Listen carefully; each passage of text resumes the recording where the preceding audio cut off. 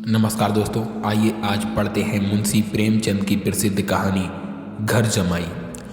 हरिधन जेठ की दोपहरी में ऊख में पानी देकर आया और बाहर बैठा रहा। घर में से धुआं उठता नजर आता था, छन छन की आवाज़ भी आ रही थी। उसके दोनों साले उसके बाद आए और घर में चले गए। दोनों सालों के लड़के भी आए और उसी तरह अंदर दाखिल हो गए, पर हरिधन अंदर न जा सका। इधर 1 महीने से उसके साथ यहाँ जो बर्ताव हो रहा था और विशेषकर कल उसे जैसी फटकार सुननी पड़ी थी वह उसके पाँव में बेड़ियों से डाले हुए थी। कल उसकी सास ही ने कहा था, मेरा दी तुमसे भर गया, मैं तुम्हारी जिंदगी का ठेका लिए बैठी हूँ क्या। और सबसे बढ़कर उसकी स्त्री की निष्ठुरता ने उसके हृदय के टुकड़े कर दिए थे। वह बैठी यह फटकार सुनती रही। एक बार भी उसके मुंह से ना निकला, अम्मा तुम क्यों इनका अपमान कर रही हो। बैठी गट गट सुनती रही। शायद मेरी दुर्गति पर खुश हो रही थी। इस घर में वह कैसे जाए? क्या फिर वही गालियां खाने, वही फटकार सुनने के लिए? और आज इस घर में जीवन के 10 साल गुजर जाने पर यह हाल हो रहा है।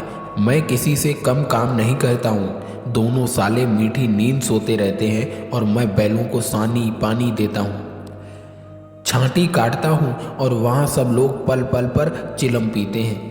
मैं आंखें बंद किए अपने काम में लगा रहता हूँ। संध्या समय पर घर वाले गाने बजाने चले जाते हैं। मैं घड़ी रात तक गायें भैंसें दूहता हूँ। उसका यह पुरस्कार मिल रहा है कि कोई खाने को भी नहीं पूछता, उल्टे और गालियाँ मिलती हैं। उसकी स्त्री घर से डोल लेकर निकली और बोली, जरा इसे कुएं से खींच लो।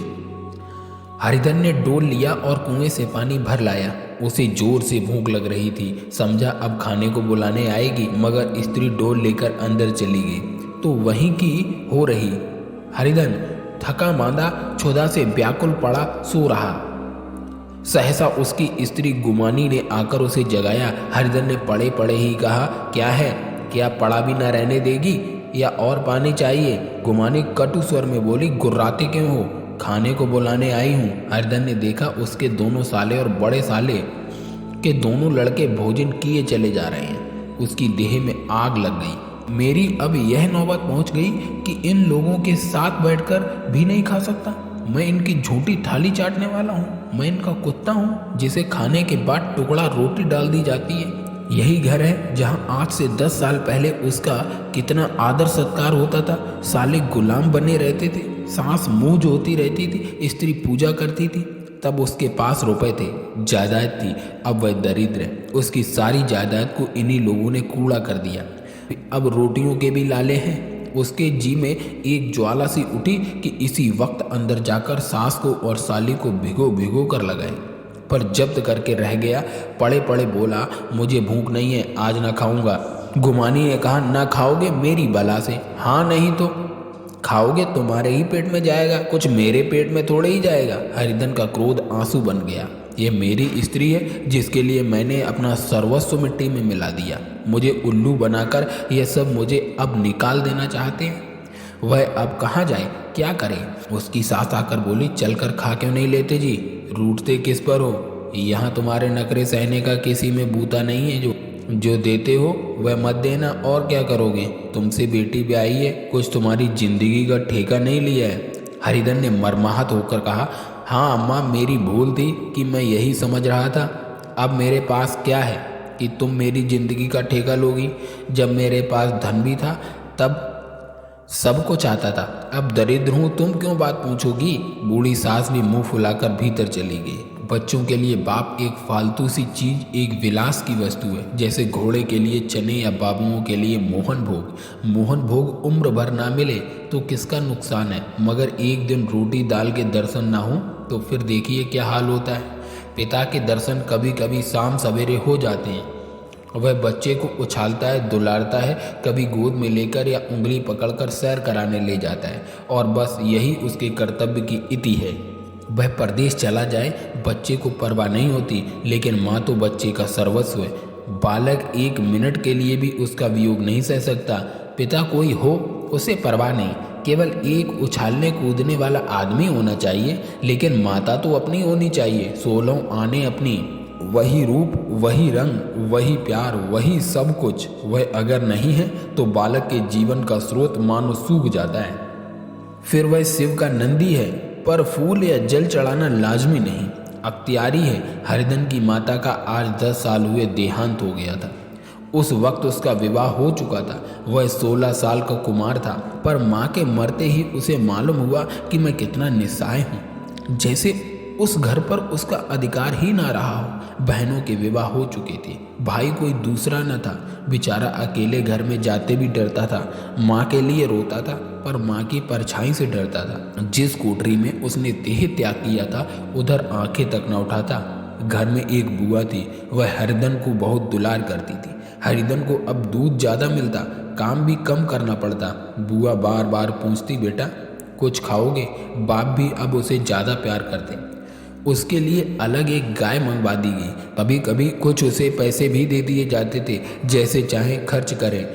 पर इन मरमों से यह घाव पूरा न होता था जिसने उसकी आत्मा को आहत कर दिया था। वह दुलार और प्यार बार बार माँ की याद दिलाता था। माँ की घुड़कियों में से जो मजा था, वह क्या इस दुलार में था? माँ से मांग कर, लड़कर, ठुनक कर, रूठ कर लेने में जो आनंद था, वह क्या भिक्षा दान में था? पहले वह स्वस्थ था, मांग मांग कर खाता था, लड़ लड़ कर खाता था।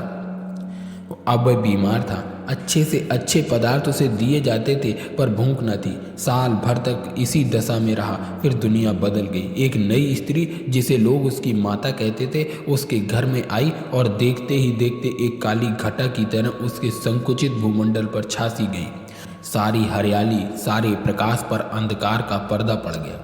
हरिधन ने इस नकली माँ से बात तक न की, कभी उसके पास तक न गया। एक दिन घर से निकला और ससुराल चला गया। बाप ने बार बार बुलाया, पर उसके जीते जी वह फिर घर में न गया। जिस दिन उसके पिता के देहांत की सूचना मिली, उसे एक प्रकार का ईर्ष्यामय हर्ष हुआ। उसकी आंखों में आंसू की एक बूंद भी न आई। इस नए संसार में आकर हरिधन को एक बार फिर मात्र स्नेह का आनंद मिला। उसकी सास ने ऋषि वरदान की भांति उसके शून्य जीवन को विभूतियों से परिपूर्ण कर दिया। मरुभूमि में हरियाली उत्पन्न हो गई। सालियों की चूहल में, सास के स्नेह में, सालों के वाक विलास में और स्त्री के प्रेम में उसके जीवन की सारी आकांक्षाएं पूरी हो गई। सास कहती, बेटा तुम इस घर को अपना ही समझो, तुम ही मेरी आंखों के तारे हो। वह उससे अपने लड़कों की बहुओं की शिकायत करती। वह दिल में समझता था, सास जी मुझे अपने बेटे से भी ज़्यादा मानती हैं। बाप के मरते ही वह घर गया और अपने हिस्से की जायदाद को कूड़ा करके रुपयों की थैली में ले आया। अब उसका दूना आदर सत्कार होने लगा। उसने अपनी सारी संपत्ति सास के चरणों पर अर्पण करके अपने जीवन को सार्थक कर दिया।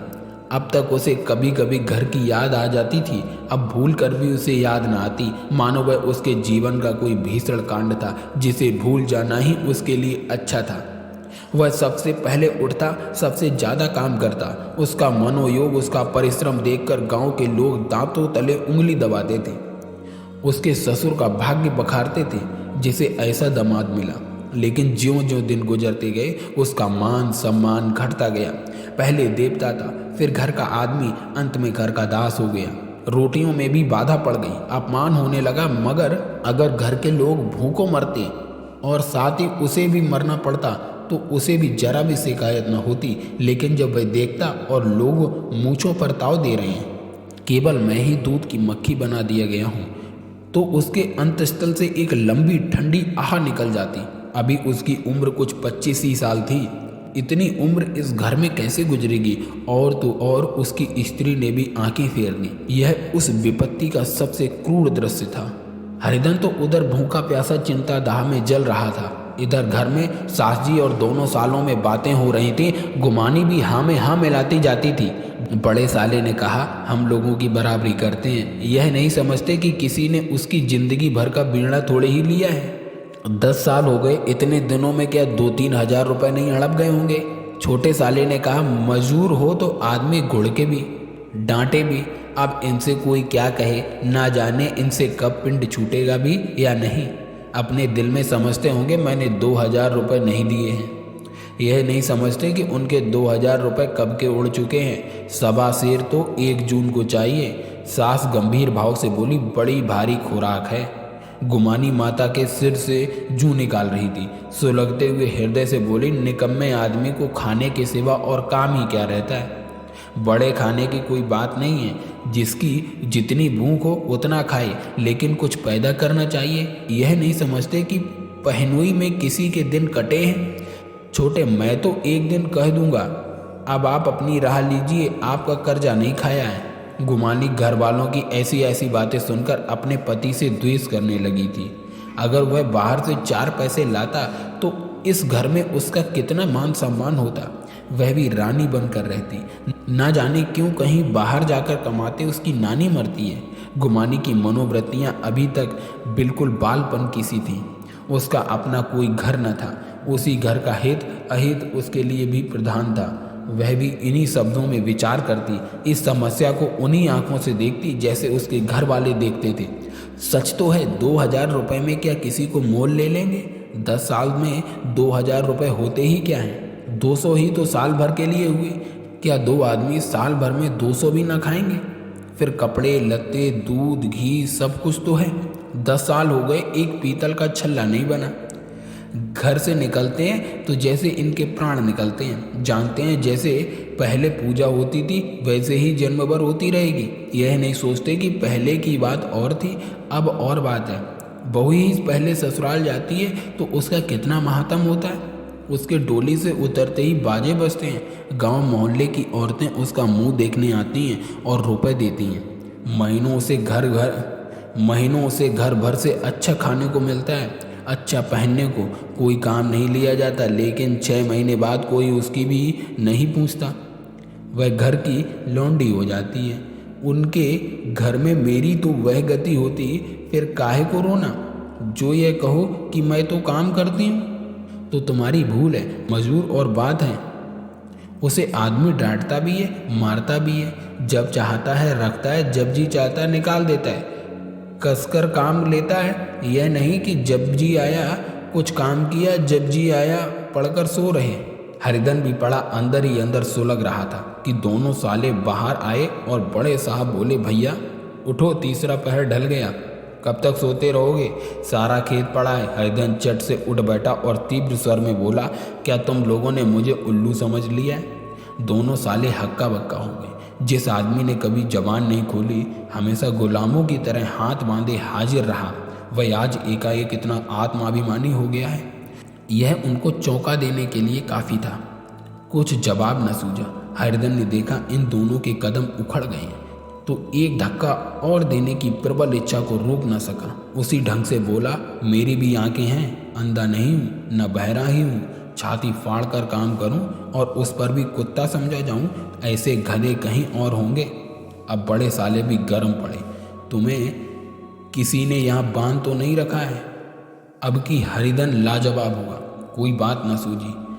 बड़े ने फिर उसी ढंग से कहा, अगर तुम चाहो कि जन्म भर पाहुने बने रहो और तुम्हारा वैसा ही आदर सत्कार होता रहेगा तो तुम्हारे बस की बात नहीं है। हरिधन ने आंखें निकाल कर कहा, क्या मैं तुम लोगों से कम काम करता हूँ? बड़े, यह कौन कहता है? हरिधन, तो तुम्हारे घर की यह नीति है कि जो सबसे ज़्यादा काम करे वही भूखा मारा जाए। बड़े, तुम खुद खाने नहीं गए? क्या कोई तुम्हारे मुंह में कौर डाल देता? हरिधन ने होंठ चबा कर कहा, मैं खुद खाने नहीं गया। कहते तुम्हें लाज नहीं आती? नहीं आई थी बहन तुम्हें बुलाने? हरिधन की आंखों में खून उतर गया, दांत पीस कर रह गया। छोटे साले ने कहा, अम्मा भी आई थी, तुमने कह दिया कि मुझे भूख नहीं है तो क्या करती? सास भीतर से लपकी चली आ रही थी। यह बात सुनकर बोली, कितना कहकर हार गई?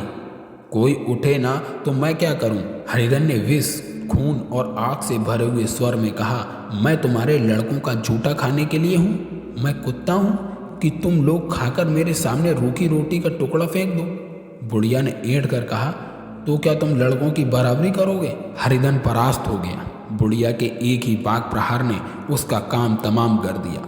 उसकी तनी हुई भौएं ढीली पड़ गईं, आंखों की आग बुझ गई, फड़कते हुए नथने शांत हो गए। किसी आहत मनुष्य की भांति वह जमीन पर गिर पड़ा। क्या तुम मेरे लड़कों की बराबरी करोगे?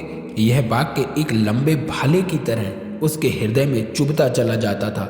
न हृदय का अंत था न उस भाले का। सारे घर ने खाया पर हरिधन ना उठा। सास ने मनाया, सालियों ने मनाया, ससुर ने मनाया, दोनों साले मनाकर हार गए। हरिधन ना उठा। वहाँ द्वार पर एक टाट पड़ा था, उसे उठाकर सबसे अलग कुएं पर ले गया और जगत पर बिछाकर पड़ा रहा। रात भीग चुकी थी। अनंत आकाश में उज्ज्वल तारे बालकों की भांति क्रीड़ा कर रहे थे। कोई नाचता था, कोई उछलता था, कोई हंसता था, कोई आंखें मीच कर फिर खोल देता था। रह रहकर कोई साहसी बालक सपाटा भरकर एक पल में उस विस्तृत क्षेत्र को पार कर लेता था और ना जाने कहाँ छा जाता था। हरदन को अपना बचपन याद आया, जब वह अपनी इसी तरह क्रीड़ा करता था। उसकी बाल स्मृतियां उन्हीं चमकीले तारों की भांति प्रज्वलित हो गईं। वह अपना छोटा सा घर, वह आम का बाग जहाँ वह केरियां चुना करता था, वह मैदान जहाँ कबड्डी खेला करता, सब उसको याद आने लगी। फिर अपनी स्नेहमयी माता की सदैव मूर्ति उसके सामने खड़ी हो गई। उन आंखों में कितनी करुणा थी, कितनी दया थी। उसे ऐसा जान पड़ा मानो माता की आंखों में आंसू भरे उसे छाती से लगा लेने के लिए हाथ फैलाए उसकी ओर चली आ रही है। वह उस मधुर भावना में अपने को भूल गया। ऐसा जान पड़ा मानो माता ने उसे छाती से लगा लिया है और उसके सिर पर हाथ फेर रही है। वह रोने लगा, फूट फूट कर रोने लगा। उसी आत्मसम्मोहित दशा में उसके मुंह से यह शब्द निकले, अम्मा तुमने मुझे इतना भुला दिया। देखो तुम्हारे प्यारे लाल की क्या दशा हो रही है। कोई उसे पानी को भी नहीं पूछता। क्या जहाँ तुम हो वहाँ मेरे लिए जगह नहीं है? सहसा गुमानी ने आकर पुकारा, क्या सो गए तुम? ऐसी भी क्या राक्षसी नींद? चलकर खा क्यों नहीं लेते? कब तक कोई तुम्हारे लिए बैठा रहे? हरिधन उस कल्पना जगत से क्रूर प्रत्यक्ष में आ गया। वही कुएं की जगत थी, वही फटा हुआ टाट, और गुमानी सामने खड़ी कह रही थी, कब तक कोई तुम्हारे लिए बैठा रहे? हरिधन उठ बैठा और मानो तलवार म्यान से निकाल कर बोला, भला तुम्हें मेरी सुध तो आई? मैंने कह तो दिया था मुझे भूख नहीं है। गुमानी तो कितने दिन तक ना खाओगे? अब इस घर का पानी भी ना पीऊंगा। तुझे मेरे साथ चलना है या नहीं? दृढ़ संकल्प से भरे हुए इन शब्दों को सुनकर गुमानी सहम उठी। बोली, कहाँ जा रहे हो? हरदन ने मानो नशे में कहा, तुझे इससे क्या मतलब? मेरे साथ चलेगी या नहीं? फिर पीछे न कहना मुझसे कहा नहीं। गुमानी आपत्ति के भाव से बोली, तुम बताते क्यों नहीं? कहाँ जा रहे हो? तू मेरे साथ चलेगी या नहीं? जब तक बता ना दोगे मैं न जाऊंगी। तो मालूम हो गया तू नहीं जाना चाहती। मुझे इतना ही पूछना था, नहीं तो अब तक मैं आधी दूर निकल गया होता। यह कहकर उठा और अपने घर की ओर चला। गुमानी पुकारती रही, सुन लो सुन लो, पर उसने फिरकर भी न देखा। 30 मील की मंजिल हरिधन ने 5 घंटों में तय की। जब वह अपने गांव की अमराइयों के सामने पहुंचा तो उसकी मातृ भावना ऊषा की सुनहरी गोद में खेल रही थी। उन वृक्षों को देखकर उसका विहल हृदय नाचने लगा। मंदिर का सुनहरा कलश देखकर वह इस तरह दौड़ा मानो एक छलांग में उसके ऊपर जा पहुंचेगा। वह वेग में दौड़ा जा रहा था, मानो उसकी माता उसे गोद फैलाए बुला रही हो। जब वह आमों के बाग में पहुंचा, जहां डालियों पर बैठकर वह हाथी की सवारी का आनंद पाता था, जहां के कच्चे बेरों और लिसोड़ों में एक स्वर्गीय स्वाद था, तो वह बैठ गया और भूमि पर सिर झुकाकर रोने लगा, मानो अपनी माता को अपनी विपत्ति कथा सुना रहा हो। वहाँ की वायु में, वहाँ के प्रकाश में मानो उसकी विराट रूपणी माता व्याप्त हो रही थी। वहाँ की अंगुल अंगुल भूमि माता के पद चिन्हों से पवित्र थी। माता के स्नेह में डूबे हुए शब्द अभी तक मानो आकाश में गूंज रहे थे। इस वायु और आकाश में न जाने कौन सी संजीवनी थी जिसने उसके शोकार्त हृदय को फिर बालोत्साह से भर दिया। वह एक पेड़ पर चढ़ गया और उधर से आम तोड़ तोड़ कर खाने लगा। सास के वह कठोर शब्द, स्त्री का वह निष्ठुर आघात, वह सारा अपमान उसे भूल गया। उसके पांव फूल गए थे, तलवों में जलन हो रही थी, पर इस आनंद में उसे किसी बात का ध्यान न था। सहसा रखवाले ने पुकारा, वह कौन ऊपर चढ़ा है रे? उतर अभी, नहीं तो ऐसा पत्थर खींचकर मारूंगा कि वहीं ठंडे हो जाओगे। उसने कई गालियां भी दी। इस फटकार और इन गालियों में इस समय हरदन ने अलौकिक आनंद मिल रहा था। वह डालियों में छिप गया और कई आम काट काट कर नीचे गिराई और जोर से ठट्टा मारकर हंसा। ऐसी उल्लास से भरी हुई हंसी उसने बहुत दिन से न हंसी थी। रखवाले को यह हंसी परिचित मालूम हुई, मगर हरिधन यहाँ कहाँ? वह ससुराल की रोटियां तोड़ रहा है। कैसा हंसोड़ा था, कितना चिल्ला, न जाने बेचारे का क्या हाल हुआ। पेड़ की डाल से तालाब में कूद पड़ता था। अब गांव में ऐसा कौन है? डांट कर बोला, वहाँ से बैठे बैठे हंसोगे तो आकर सारी हंसी निकाल दूंगा, नहीं तो सीधे उतर आओ। वह गालियाँ देते जा रहा था, एक गुठली आकर उसके सिर पर लगी। सिर सहलाता हुआ बोला, ये कौन शैतान है? नहीं मानता? ठहर तो मैं आकर तेरी खबर लेता हूँ। उसने अपनी लकड़ी नीचे रख दी और बंदर की तरह चटपट ऊपर चढ़ गया। देखा तो हरिधन बैठा मुस्कुरा रहा है। चकित होकर बोला, अरे हरिधन, तुम यहाँ कब आए? इस पेड़ पर कब से बैठे हो? दोनों बचपन के सखा वहीं गले मिले। यहाँ कब आए? चलो घर चलो। भले आदमी, क्या वहाँ आम भी मैसर न होते थे? हरिधन ने मुस्कुराकर कहा, मंगरू, इन आमों में जो स्वाद है वह और कहीं के आमों में नहीं है। गांव का क्या रंग ढंग है मंगरू, सब चैन चान है भैया। तुमने तो जैसे नाता ही तोड़ लिया। इस तरह कोई अपना गांव घर छोड़ देता है? तो जब से तुम्हारे दादा मरे सारी गृहस्थी चौपट हो गई। 2 छोटे छोटे लड़के हैं, उनके लिए क्या होता? हरिधन, अब उस गृहस्थी से क्या वास्ता है भाई? मैं तो अपना ले दे चुका। मजूरी तो मिलेगी ना, तुम्हारी गैया ही चरा दिया करूँगा, मुझे खाने को दे देना। मंगरू ने अविश्वास के भाव से कहा, अरे भैया कैसी बातें करते हो? तुम्हारे लिए जान हाजिर है। क्या ससुराल में अब न रहोगे? कोई चिंता नहीं, पहले तो तुम्हारा घर ही है, उसे संभालो। छोटे छोटे बच्चे हैं, उनको पालो। तुम नई अम्मा से नाहक डरते थे, बड़ी सीधी है बेचारी, बस अपनी माँ समझो। तुम्हें पाकर तो निहाल हो जाएगी। अच्छा, घरवाली को तो लाओगे? हरिधन, उसका अब मुंह न देखूंगा, मेरे लिए वह मर गई। मंगरू, तो दूसरी सगाई हो जाएगी। अब की ऐसी मेहरिया ला दूंगा कि उसके पैर धो धो कर पियोगे। लेकिन कहीं पहली भी आ गई तो? हरिधन, वह न आएगी। हरिधन ने अपने घर पहुंचा तो दोनों भाई भैया आए कहकर भीतर दौड़े और माँ को खबर दी। उस घर में कदम रखते ही हरिधन को ऐसी शांत महिमा का अनुभव हुआ मानो वह अपनी माँ की गोद में बैठा हुआ है। इतने दिनों ठोकरें खाने से उसका हृदय कोमल हो गया था। जहाँ पहले अभिमान था, आग्रह था, हेकड़ी थी, वहाँ अब निराशा थी, पराजय और याचना थी। बीमारी का जोर कम हो चला था, अब मामूली दवा भी असर कर सकती थी। किले की दीवारें छिद चुकी थी, अब उसमें घुस जाना असाध्य न था। वही घर जिससे वह एक दिन विरक्त हो गया था, अब गोद में फैलाए उसे आश्रय देने को तैयार था। हरिधन का निरवलंब मन यह आश्रय पाकर मानो तृप्त हो गया। शाम को विमाता ने कहा, बेटा तुम घर आ गए, हमारे धन्य भाग्य। अब इन बच्चों को पालो।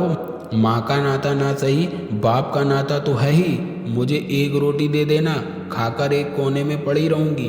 तुम्हारी अम्मा से मेरी बहन का नाता है, उस नाते से तुम मेरे लड़के होते हो। हरिधन ने मात्र वियल आंखों से विमाता के रूप में अपनी माता के दर्शन किए। घर के एक एक कोने से मात्र स्मृतियों की छटा चांदनी की भांति छिटकी हुई थी। विमाता का प्रौढ़ मुखमंडल भी उसे छटा से रंजित था। दूसरे दिन हरिधन फिर कंधे पर हल रखकर खेत को चला। उसके मुख पर उल्लास था और आंखों में गर्व। अब वह किसी का आश्रित नहीं, आश्रयदाता था। किसी के द्वार का भिक्षुक नहीं, घर का रक्षक था। एक दिन उसने सुना गुमानी ने दूसरा घर कर लिया। माँ से बोला, तुमने सुना काकी, गुमानी ने घर कर लिया? काकी ने कहा, घर क्या कर लेगी, ठट्टा है। बिरादरी में ऐसा अंधेर, पंचायत नहीं अदालत तो है। हरिधन ने कहा, नहीं काकी, बहुत अच्छा हुआ, ला महावीर जी को लड्डू चढ़ाऊं। मैं तो डर रहा था कहीं मेरे गले ना आ पड़े। भगवान ने मेरी सुन ली। मैं वहाँ से यही ठान कर चला था, अब उसका मुंह न देखूंगा।